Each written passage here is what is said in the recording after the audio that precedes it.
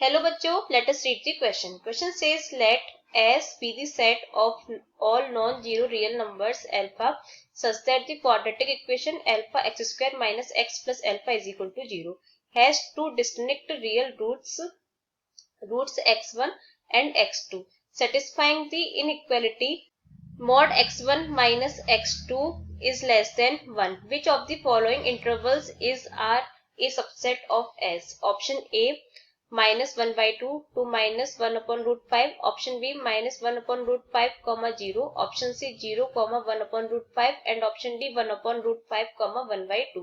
तो आइए सबसे पहले इसके लिए की कंसेप्ट को समझ लेते हैं। तो इसके लिए की कंसेप्ट क्या हो जाएगा? की कंसेप्ट जैसे हमारे पास कोई एक क्वाड्रेटिक इक्वेशन है A X square plus B X plus C is equal to 0, तो इसके रूट्स का सम क्या होता है? Sum of roots is equal to ये होता है माइनस बी अपॉन ए और प्रोडक्ट ऑफ रूट्स क्या होता है? Product of roots is equal to C upon A. इसके अलावा अगर हमें इसके रियल रूट्स दे रखे तो इसके लिए क्या कंडीशन होती है? जो इसका डिस्क्रिमिनेंट होता है वो ग्रेटर देन 0 होता है, यानी कि b square minus 4ac is greater than 0 होता है। तो अब हमें क्वेश्चन में क्या गिवन है? हमें यहाँ पे एक क्वाड्रेटिक इक्वेशन गिवन है और यहाँ पर एक कंडीशन गिवन है mod x1 minus x2 is less than 1। तो लेते हैं इनको। ये है alpha x square minus x plus alpha is equal to 0। तो यहाँ से रूट्स हमें क्या गिवन है? इसके x1 कॉमा x2 गिवन है, x1 कॉमा x2। तो यहाँ से सम क्या हो जाएगा इनका? x1 प्लस x2 हो जाएगा माइनस बी अपॉन ए, यानी कि 1 अपॉन अल्फा और x1 इंटू x2 हो जाएगा हमारे पास में अल्फा अपॉन अल्फा यानी कि 1। तो अब इसके बाद हमें और क्या गिवन था? Mod x1 minus x2 is less than 1। तो अब यहाँ पे हम दोनों तरफ स्क्वायर कर देंगे तो क्या हो जाएगा? x1 माइनस x2 का होल स्क्वायर और ये ग्रेटर देन 1 का स्क्वायर बनी रहेगा। तो यहाँ पे इसे हम क्या लिख सकते हैं? इसे हम लिख सकते हैं यहाँ पर x1 प्लस x2 का होल स्क्वायर और माइनस 4x1 x2 एक ही बात रहेगी, लेस देन 1। तो यहाँ से हम वैल्यूज को पुट कर देते हैं। x1 प्लस x2 की वैल्यू हमारे पास कितनी है? 1 अपॉन अल्फा का whole square minus 4 into x1 x2 की वैल्यू 1 और इसे अगर हम यहाँ पर ले आए तो ये माइनस 1 और लेस देन 0। तो ये हमारे पास में आ जाएगा ये 1 अपॉन अल्फा का whole square 1 upon alpha square minus ये हमारा बनेगा माइनस 5 इज लेस देन 0। तो ये हो जाएगा, एलसीएम ले लेंगे तो 1 minus 5 alpha square upon alpha square is less then 5। तो ये अल्फा स्क्वायर 0 में चला जाएगा और यहाँ से हम इसे लिख सकते हैं, माइनस कॉमन ले लेंगे तो ये हो जाएगा 5 अल्फा स्क्वायर माइनस 1, फिर ये बन जाएगा ग्रेटर देन 0, साइन ही उल्टा हो जाएगा। तो यहाँ से इसे हम क्या लिख सकते हैं? Alpha square minus 1 upon 5 is greater than 0।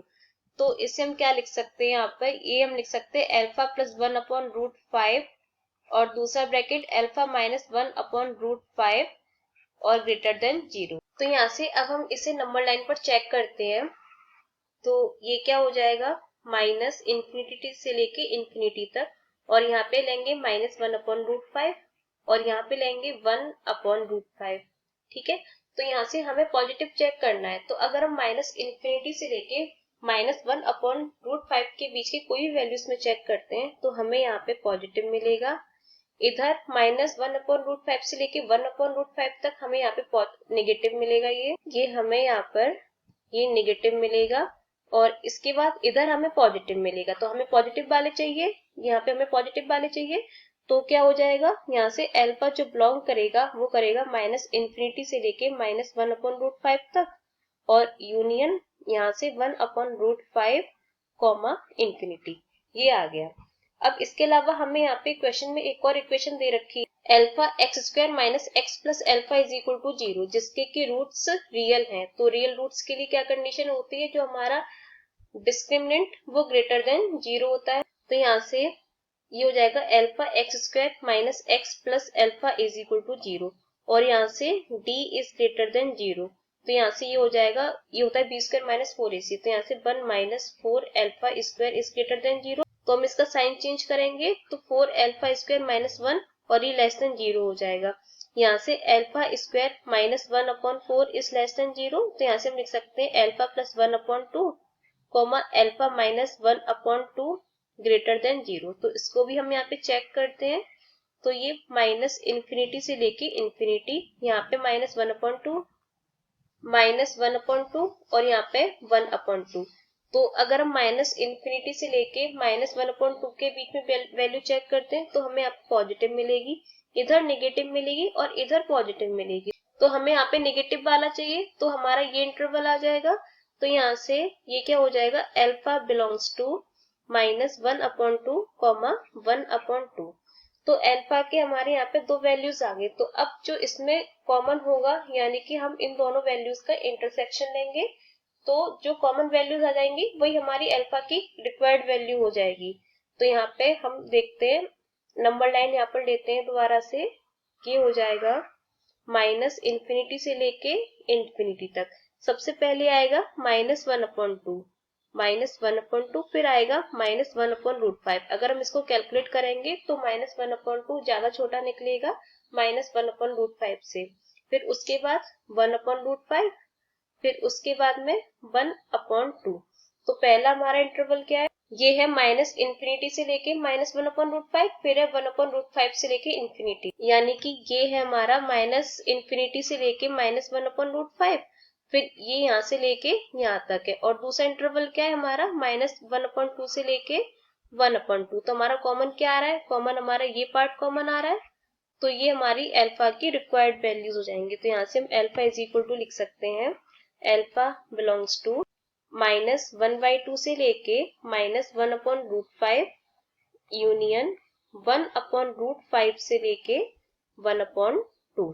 तो यही हमारा आंसर आ जाता है। तो ऑप्शन चेक कर लेते हैं। ऑप्शन यहाँ से ए एंड डी करेक्ट हो जाते हैं। Options A and D are correct. Hope you understood well. Best of luck.